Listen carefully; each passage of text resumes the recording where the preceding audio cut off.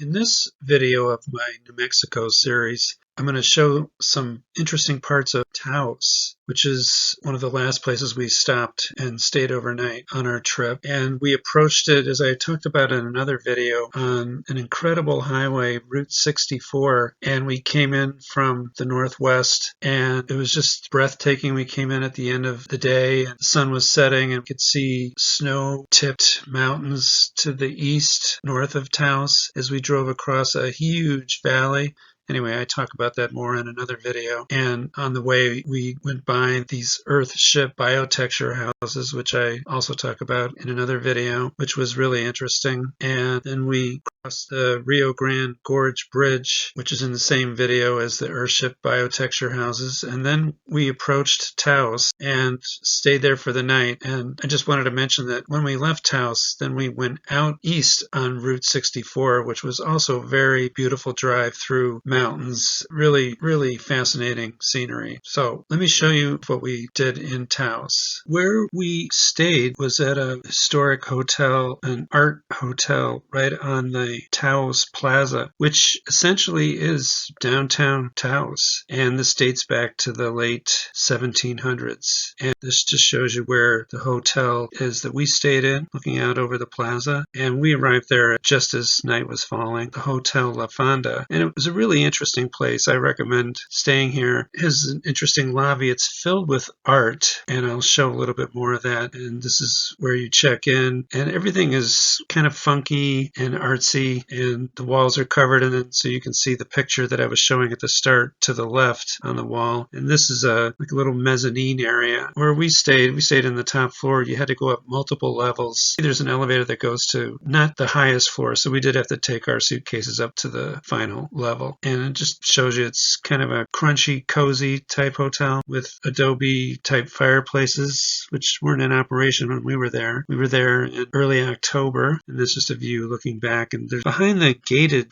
door, I believe, is a art gallery store. It opened when we were leaving the next day, and there's my wife walking down the stairs, and there's color everywhere, including on the stairwell itself. And another view looking down over the lobby, and that's me. And this is a former office of the owner of the hotel, and he had a lot of pictures on the wall, which I'll talk about in a minute. So here's the former owner of the La Fonda Hotel, and he had a lot of pictures in his office, as I mentioned, and he also procured several paintings by the author D.H. Lawrence, who was British, but he and his wife moved to New Mexico partly because he was trying to recuperate from tuberculosis, which ultimately is what he died of at the age of 40. But he painted a lot of paintings in Europe, and these paintings came all the way through London to New Mexico, where most of them still are. They were in the owner's office and then passed away. They kept the paintings, and the way you can view them now is they're put in a separate gallery, and we were led into the gallery by the receptionist who my wife had asked about because she'd read about that there were these paintings and we wanted to see them. So we went into this locked gallery, and she pulled back the curtains, and then she played a recording by the previous manager of the hotel, and the manager talked about paintings. It was pretty interesting and funny, and it was well done. And this is D.H. Lawrence, both when he was a young man, maybe about the time he lived in New Mexico on the left, and then the year before he died when he was 39 years old. And also in the hotel, they have articles you can read, which we did on D.H. Lawrence and his connection with Taos. So Taos is kind of connected to D.H. Lawrence the way Santa Fe is connected to Georgia O'Keeffe. So Georgia O'Keeffe, we went to a museum of just her work. Well, this hotel can kind of be considered the museum for D.H. Lawrence, who was not a painter, and I'll talk about that a little bit more, but he found it as a good recreational activity when he wasn't writing. And I've also read about that he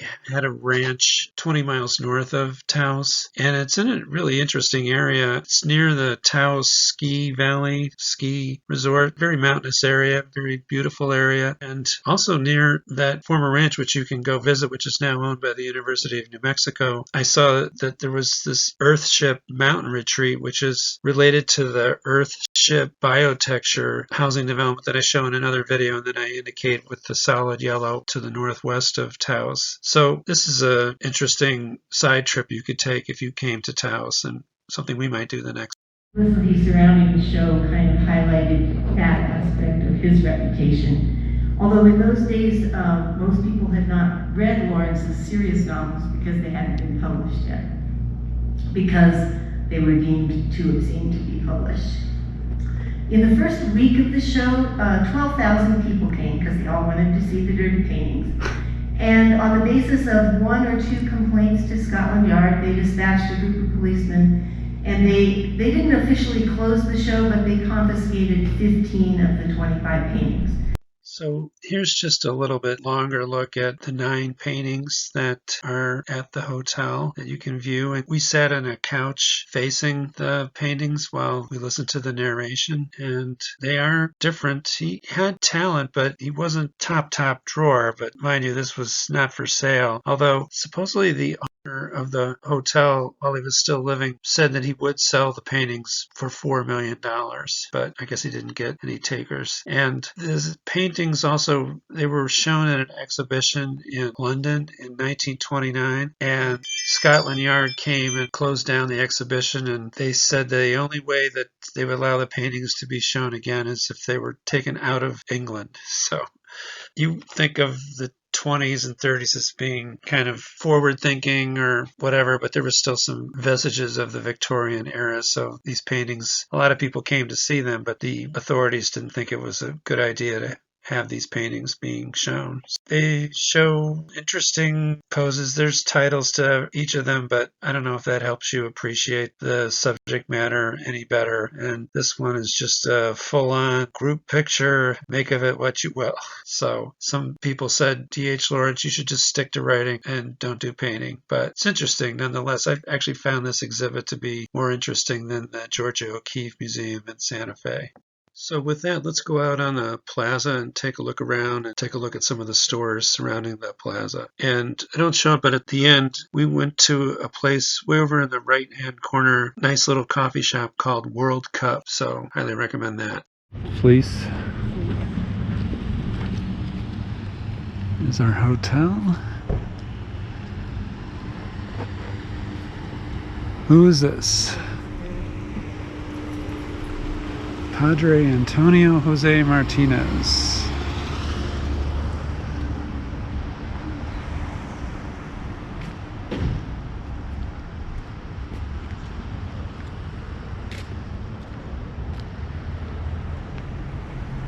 Beautiful Monday morning.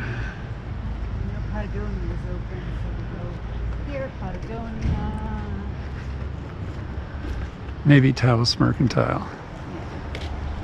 So as I mentioned, there were many stores. A lot of them weren't open on a Monday morning, but some of them were, and they all were in the Pueblo-style architecture with the vigas sticking out of the stucco walls. And we did go into Taos Mercantile Company, and there were some interesting cars there just to lend an artsy feel to the whole town. And when we saw a sign that said Made in New Mexico, we had to go inside. We looked to see whatever we could possibly buy that you can also bring back with you on the plane. So that ruled out a lot of the chilies that were in glass bottles, although we did take a look to see what we could maybe get chili powder in a plastic bottle maybe. And they had lamps, and you just hope that these are all actually made in New Mexico and not China like everywhere else. This was a good book that looks like it'd be something to consult if you were going to make a trip to New Mexico. We didn't bite for the Bisco Bites, but I think we did get New Mexico mug. And I don't think too many states have a state cookie, but New Mexico does. And we weren't exactly going to bring back an antelope head in our luggage, but would want to do that anyways. I don't believe in shooting animals. And there's Native American art that, again, you hope was actually made in New Mexico, as were these and these. And then walked down the plaza a little bit more to see what else there was. We saw a store in the distance, Taos Trading Company, which was closed when we walked by, but it looked interesting looking through the window. and we went up the street to World Cup, got a couple of coffees, very good. And when we came back to go to our car, we saw that this store was open. So, of course, we had to go inside.